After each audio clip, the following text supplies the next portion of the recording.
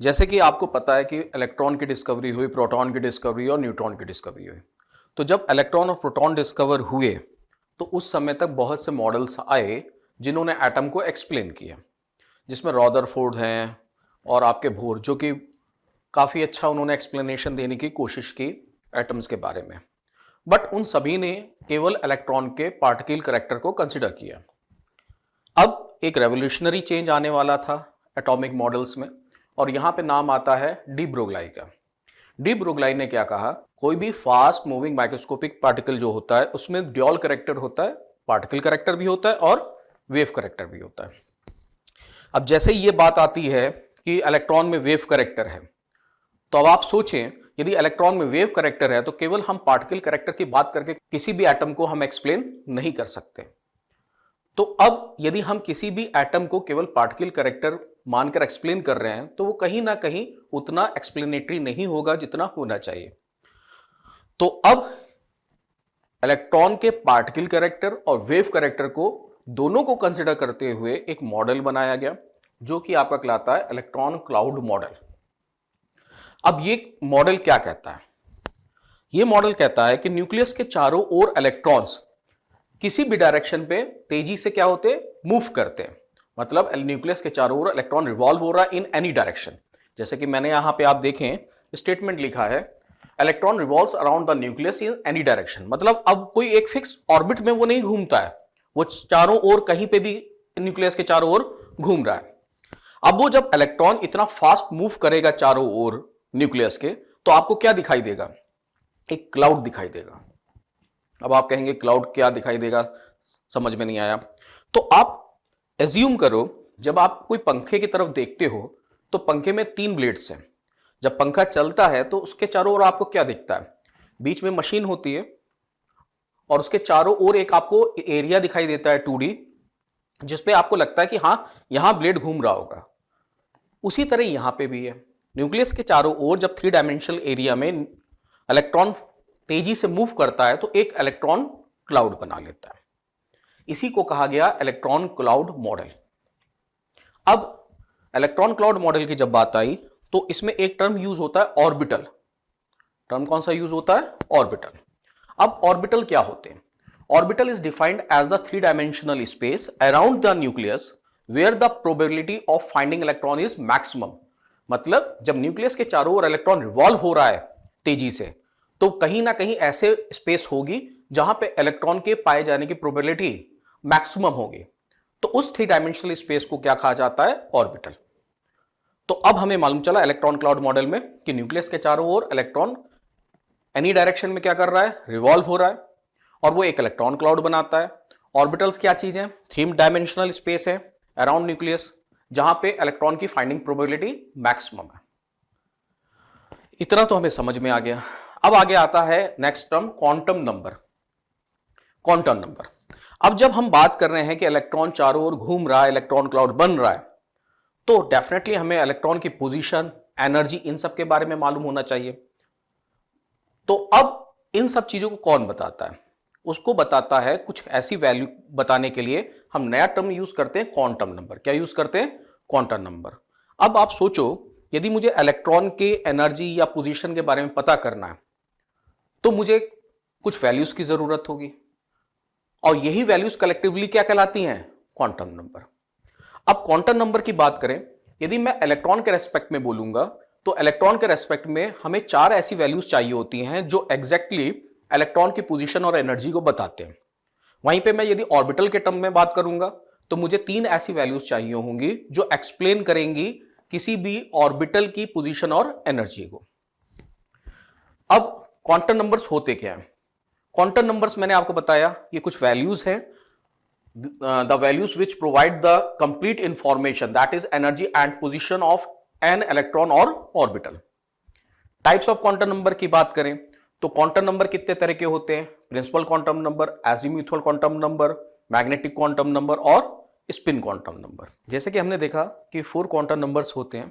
अब हम इसको कैसे कोरिलेट करें और हम इसको कैसे समझें?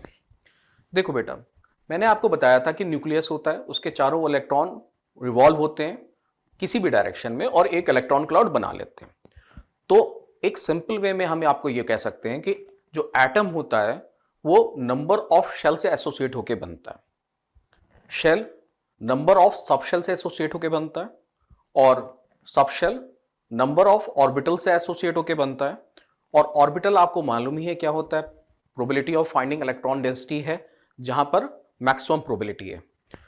अब किसी भी ऑर्बिटल में मैक्सिमम इलेक्ट्रॉन की जो डेंसिटी आती है वो होती है 2 इलेक्ट्रॉन की, 2 से ज्यादा इलेक्ट्रॉन ऑर्बिटल में नहीं आते। हम इसको आगे आपको पॉली एक्सक्लूजन प्रिंसिपल में भी एक्सप्लेन करेंगे। अब जैसे मैंने आपको कहा कि एटम, शेल, सबशेल, ऑर्बिटल और इलेक्ट्रॉन, ये 4 टर्म मैंने आपके लिए यूज किए हैं।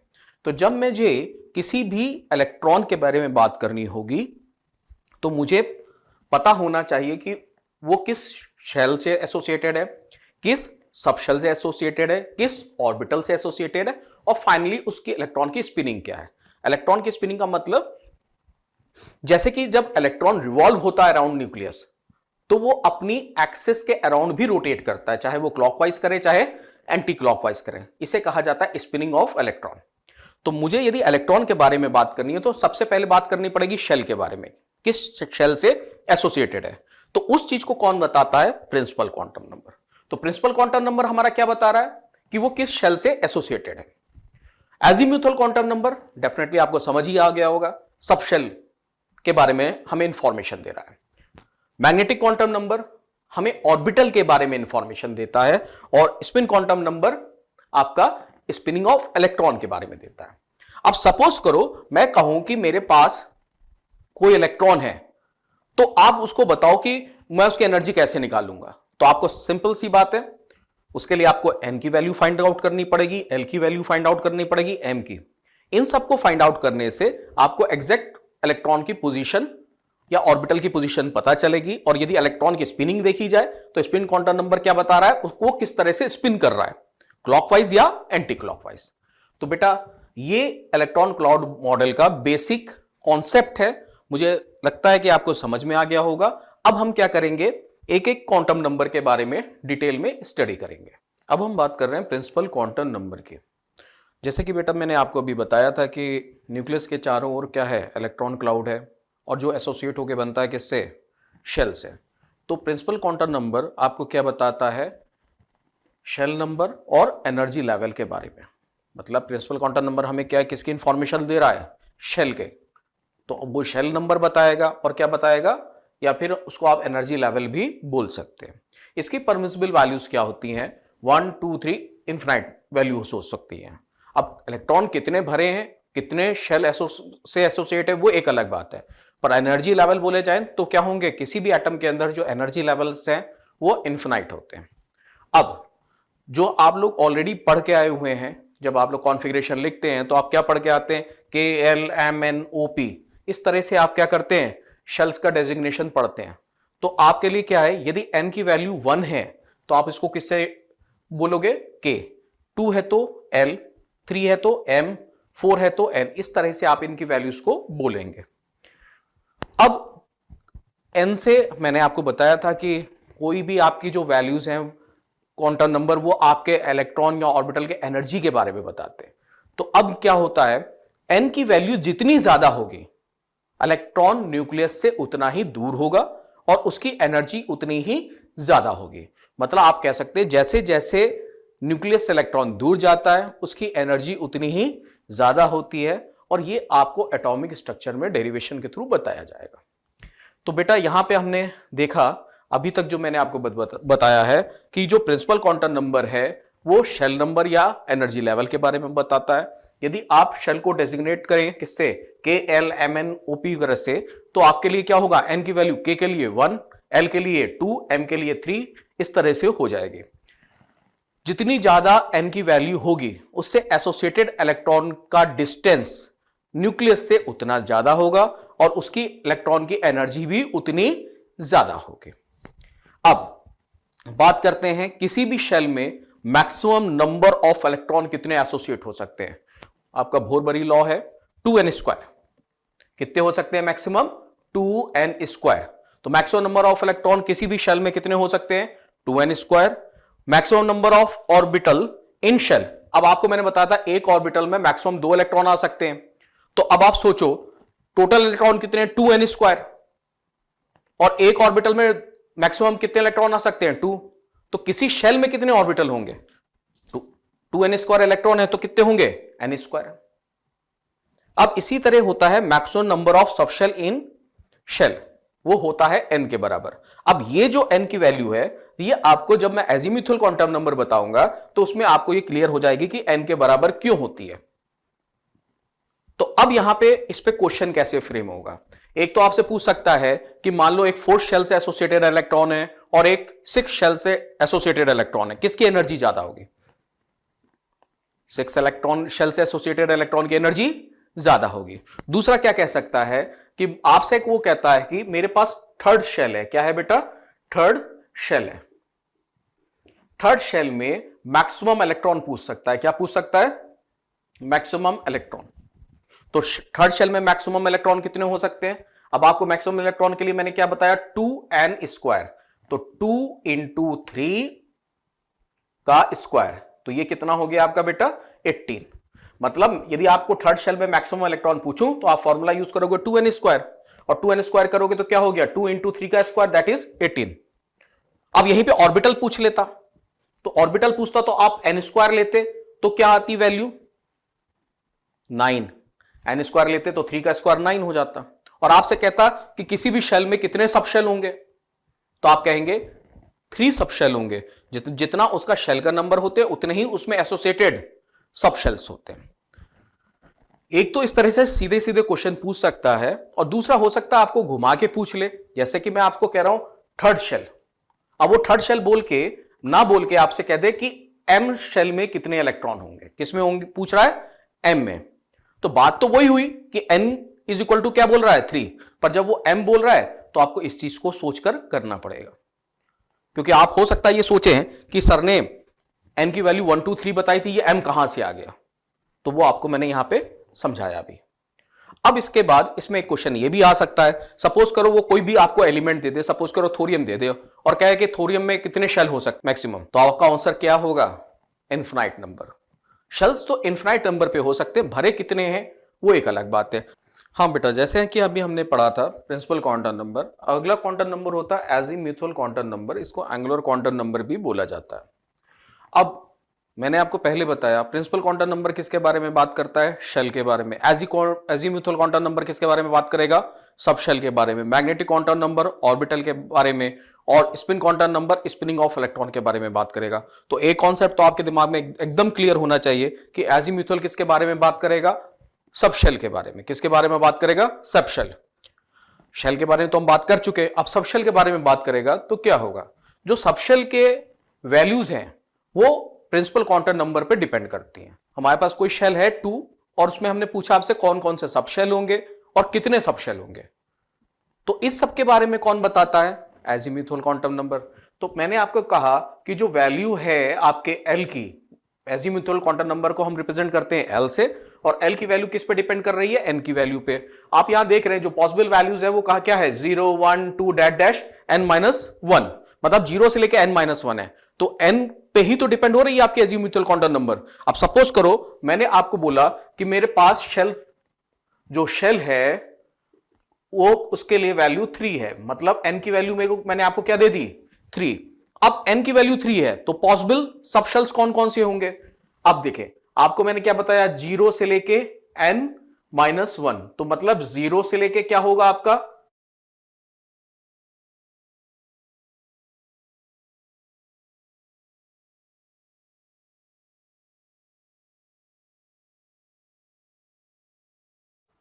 -1, दैट इज 0 1 2।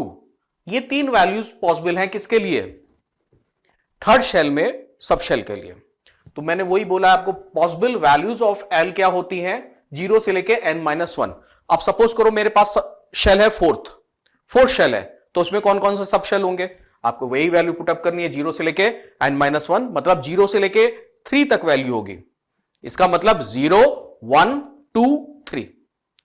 तो एजीमुथल क्वांटम नंबर को हम L से रिप्रेजेंट करते हैं, इसकी वैल्यू n पर डिपेंड कर रही है, और इसकी वैल्यूज क्या होती है, पॉसिबल वैल्यूज 0 1 n-1।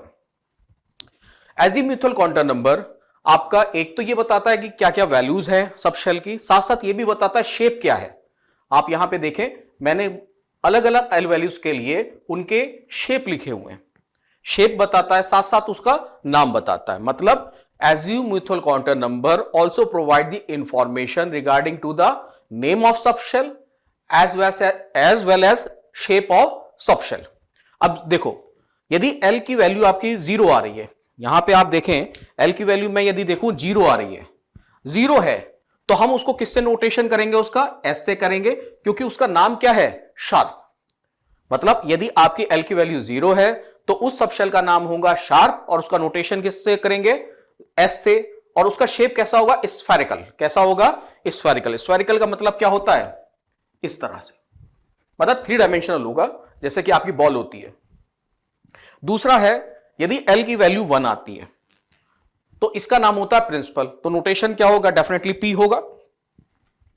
यहां पे पी से करेंगे, और इसका शेप होता है डंबल शेप। डंबल शेप का मतलब क्या होता है? आप मुग्धाकार बोल सकते हैं हिंदी में, जो हम लोग बाइसेप बनाने के लिए डंबल यूज करते, जो पहले आया करते थे, उस तरह से डंबल शेप का होगा। यदि एल की वैल्यू 2 है तो आपका इसका नाम कहलाता है डिफ्यूज्ड। और यदि वो डिफ्यूज्ड है तो उसका नोटेशन किससे होगा? स्मॉल डी से होगा। और इसका डबल डंबल। अब डबल डंबल का मतलब क्या हो गया? सपोज करो मैंने इस तरह से बना लिया, एक डंबल ये बना दिया, एक डंबल ये बना दिया, तो मतलब मेरे पास क्या हो गए? Double dumbbell. तो डी का कैसा शेप होगा? Double dumbbell. अब आती है बात एल इज इक्वल टू 3। तो यदि एल की वैल्यू 3 है तो उसका नोटेशन एफ से करते हैं, और उसका नाम होता है फंडामेंटल। और उसका जो आपके जितने भी एफ सबशेल्स हैं उनके शेप बहुत कॉम्प्लिकेटेड होते हैं, और वो आपके सिलेबस में बेसिकली नहीं है। तो आपको शेप केवल किसके पढ़ने हैं? एस, पी और डी। एक बार मैं फिर से आपको रिपीट करता हूं सारी बातें। यदि एल की वैल्यू क्या है? 0, तो उसका नाम होगा शार्प, नोटेशन एस से होगा, और शेप कैसा होगा? स्फेरिकल। यदि एल की वैल्यू 1 है तो उसका नाम होगा प्रिंसिपल, नोटेशन होगा स्मॉल पी से, और शेप कैसा होगा? Dumbbell shape. यदि आपके एल की वैल्यू 2 है तो नाम होगा डिफ्यूज्ड, नोटेशन स्मॉल डी, और शेप डबल डंबल। यदि एन की वैल्यू आ गई, एल की वैल्यू आपकी आ गई सपोज करो 3, तो उसका नाम होगा फंडामेंटल, नोटेशन स्मॉल एफ से, और शेप उसका क्या लिखा है हमने यहां पे? कॉम्प्लेक्स। मतलब कॉम्प्लेक्स शेप्स हैं, जटिल, जिसे हम हिंदी में कह सकते हैं। तो अभी मुझे यह मालूम चल गया कि एजीम्यूथल क्वांटम नंबर आपको यह बताता है किसी शेल में कितने सबशेल होंगे, उनकी वैल्यूज क्या होंगी, उनके नाम क्या होंगे, उनके शेप क्या होंगे। साथ साथ यह भी बताता है कि सबशेल की एनर्जी क्या होगी किसी भी शेल में। जैसे कि सपोज करो मैंने कहा मेरे पास एस, पी, डी, एफ, यही जो आपके सामने लिखे 4 सबशेल्स हैं, और वो किसी एक ही शेल में है, किसी एक ही शेल में, मान लो 4 शेल में है। 4 शेल में है, 4s हो गया, 4p, 4d और 4f। मतलब यदि कि 4th शेल में मेरा पास s, p, d, f है, तो सबसे कम एनर्जी s की होगी, उससे ज्यादा p की होगी, उससे ज्यादा d की होगी, और सबसे ज्यादा f की होगी। एक बात क्लियर हुई? मैं फिर से रिपीट कर रहा हूं। एल की वैल्यू जैसे जैसे बढ़ रही है, आप देख रहे हैं सबशेल की एनर्जी भी बढ़ रही है। मतलब आप सीधे कह सकते हैं कि जो ऑर्डर है एल इज इक्वल टू 0, जहां पे एस था, इसकी वैल्यू जैसे जैसे एल की बढ़ रही है, एनर्जी क्या हो रही है? इंक्रीज कर रही है। अब आपने यहां तक देखा कि आपके किसी भी शेल के अंदर कितनी सबशेल की वैल्यूज पॉसिबल थी, जो मैंने यहां पे आपको कैलकुलेशन करके बताया। अब इनके नाम भी तो लिख सकते हो आप, तो हम इसको क्या लिखेंगे? ये एस है, ये पी है, और ये क्या है? डी सबशेल है। और आप यदि आपसे इन तीनों की एनर्जी पूछ ले तो सबसे कम एनर्जी एस की है, उससे ज्यादा पी की, उससे ज्यादा डी की। अब देखो, मैंने अभी आपको प्रिंसिपल क्वांटम नंबर में एक बोला था maximum number of subshell in a shell. किसी भी शेल में कितने मैक्सिमम नंबर ऑफ सबशेल होते हैं, तो वहां मैंने लिखा था इज इक्वल टू एन। तो आप खुद देखो ना, यदि एन की वैल्यू 3 थी तो सबशेल भी तो 3 ही आए। यदि मान लो एन की वैल्यू मैं 2 ले लेता हूं तो एल की पॉसिबल वैल्यूज कितनी होगी? 0 और 1। तो मतलब कितने सबशेल आए? 2। आ गया बेटा समझ में? तो यहां पे एजीम्यूथल क्वांटम इस तरह से हम क्वेश्चंस फ्रेम करते हैं। अब आपकी बात आती है maximum number of electron in a subshell, maximum number of electron in a subshell और maximum number of orbital in a subshell. तो किसी भी सबशेल में मैक्सिमम नंबर ऑफ ऑर्बिटल होते हैं 2l+1। कितने होते हैं बेटा? 2l+1। इसका मतलब यदि मेरे पास p सबशेल है, क्या है बेटा? p सबशेल है, मेरे पास क्या सबशेल है? p सबशेल है। इसका मतलब क्या हुआ? l इज इक्वल टू क्या हुआ? 1। l इज इक्वल टू 1 हुआ। तो इसमें कितने ऑर्बिटल होंगे? आपका फॉर्मूला क्या है? ऑर्बिटल्स कितने होंगे बेटा? 2 इंटू 1 प्लस 1, यही तो लिखवाया मैंने आपको। तो कितने ऑर्बिटल हो गए? 3। इसी तरह यदि मेरे पास d सबशेल है, आप इसकी बात करें तो इसके लिए l की वैल्यू क्या है? 2। d सबशेल के लिए l की वैल्यू क्या है? 2। तो अब आपसे मैं यदि ये पूछूं कितने ऑर्बिटल होंगे, तो 2 into 2 plus 1 that is 5। s के लिए l की वैल्यू क्या है? 0। तो इसके लिए आपके कितने इसमें ऑर्बिटल होंगे? 2 इंटू एल क्या हो गया? 0 हो गया, क्योंकि l की वैल्यू 0 है, प्लस 1 मतलब एक ऑर्बिटल। तो s में आपके कितने ऑर्बिटल आ गए? 1। p में 3 ऑर्बिटल्स आए, d में 5। उसी तरह यदि आप l इज इक्वल टू 3 ले लीजिए तो 2l+1 कितना हुआ? 7। तो f सबशेल में कितने ऑर्बिटल्स हुए? 7। अब यदि मैं इलेक्ट्रॉन्स की बात करूं, जस्ट डबल ही तो हो जाएंगे, एक ऑर्बिटल में 2 इलेक्ट्रॉन है। तो आप देखिए मैंने क्या लिखा है? 2 इंटू 2l+1। अब यदि मेरे पास p सबशेल है तो उसके लिए l की वैल्यू कितनी है बेटा? 1 वैल्यू है। ऑर्बिटल्स मैक्सिमम कितने हो सकते हैं? 3 हो सकते हैं। तो इलेक्ट्रॉन मैक्सिमम कितने हो सकते हैं? सही बेटा, 6 होंगे। कितने होंगे? 6। उसी तरह d सबशेल में कितने ऑर्बिटल्स हैं? 5। तो कितने इलेक्ट्रॉन्स हो सकते हैं? 10 मैक्सिमम। f सबशेल में कितने ऑर्बिटल्स हैं? 7। अब 7 है तो मैक्सिमम कितने इलेक्ट्रॉन्स आ सकते हैं? 14। s में कितने ऑर्बिटल्स हैं? 1। अब यदि s में एक ऑर्बिटल है तो मैक्सिमम इलेक्ट्रॉन कितने आ सकते हैं? 2। तो ये आपका था एजीमुथल क्वांटम नंबर। अब क्या होगा कि ये तो हम लोग एक एक क्वांटम नंबर पढ़ रहे हैं, जब क्वेश्चंस आते तो जरूरी नहीं है किसी एक इंडिविजुअल क्वांटम नंबर पे क्वेश्चन आए, वो ओवरऑल कंबाइन करके क्वेश्चन आ सकता है। तो उसको एक बार हम सारे क्वांटम नंबर पढ़ेंगे, उसके बाद उससे की इलस्ट्रेशंस की देखेंगे जहां पे सारे क्वांटम नंबर को क्या किया गया है? मर्ज करके क्वेश्चन बनाया गया।